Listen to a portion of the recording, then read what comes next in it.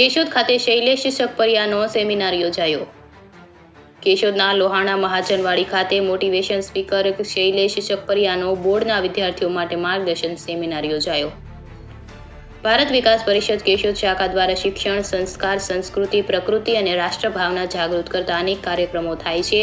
તે અંતર્ગત ધોરણ 10ના બાળકોને બોર્ડની પ્રણાલી અને પદ્ધતિ મુજબ પરીક્ષા આપવાનો અનુભવ થાય અને પરીક્ષાનો ખોટો હાવ દૂર થાય તે માટે યોજાયેલી પાયલોટ ટેસ્ટ 2024 અંતર્ગત સ્પર્ધાના રિઝલ્ટ સાથે બાળકોને ભણતર અને જીવન ઘડતરની પડકારરૂપ અનેક પરીક્ષાઓમાં આત્મવિશ્વાસથી કેમ સફળતા મેળવી તે અંગેનું મોટિવેશનલ માર્ગદર્શન આપતો કાર્યક્રમ વિજયી ભવ આજે લોહાણા મહાજનવાડીમાં યોજાયો હતો. આ કાર્યક્રમની શરૂઆત ભારત વિકાસ પરિષદના પ્રમુખ મહાવીરસિંહ જાડેજા, શૈલેષ શકપરિયા, ડોક્ટર તન્ના, જગમાલ નંદાણીયા વગેરે મહેમાનો દ્વારા દીપ પ્રાગટ્ય કરી કરવામાં આવી હતી.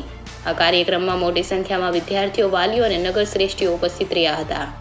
આ સમારંભના વક્તા દ્વારા પાયલોટ પરીક્ષાના ટોપ 10 વિજેતાઓને સન્માનપત્ર આપી સન્માન કરેલા તેમજ આ બાળકોને જીવન ઉપયોગી ઘણી માહિતીઓ આપી હતી.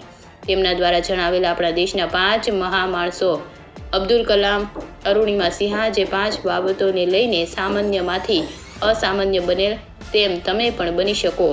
સવિશેષ આજના સમયમાં મોબાઈલ દ્વારા થતા સમયના વ્યય અને તેમના ખોટા ઉપયોગથી થતા નુકસાન વિશે બાળકોને સતેજ કરી પોતાની શક્તિ, પોતાના લક્ષ્ય પર ફોકસ કરવાનું સૂચન કર્યું.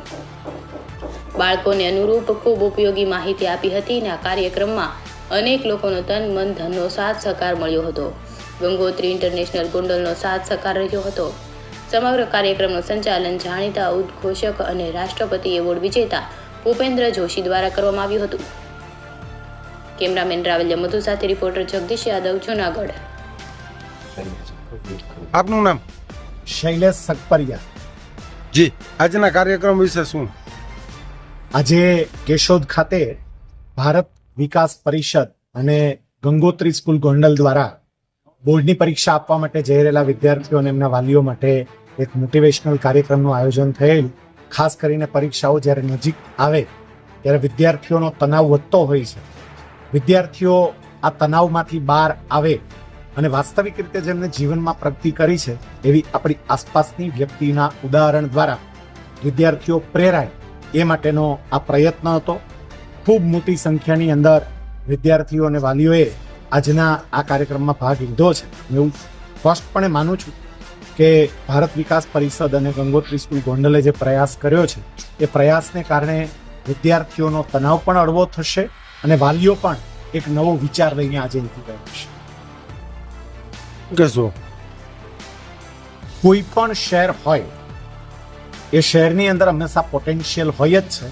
એમ કેશોદના વિદ્યાર્થીઓની અંદર પણ પોટેન્શિયલ છે જ, જે અહીંયા એક પ્રી ટેસ્ટ લેવામાં આવી અને પ્રી ટેસ્ટનું આજે જ્યારે પરિણામ જાહેર કર્યું, ટોપ 10 વિદ્યાર્થીઓને સન્માનિત કર્યા, તો એ વિદ્યાર્થીઓ એવા હતા કે જે ખૂબ સારા માર્ક્સ લાવ્યા હતા. એ બતાવે છે કે જે મોટા શહેરના વિદ્યાર્થીઓમાં ટેલેન્ટ છે એ જ ટેલેન્ટ કેશોદના વિદ્યાર્થીઓમાં પણ છે.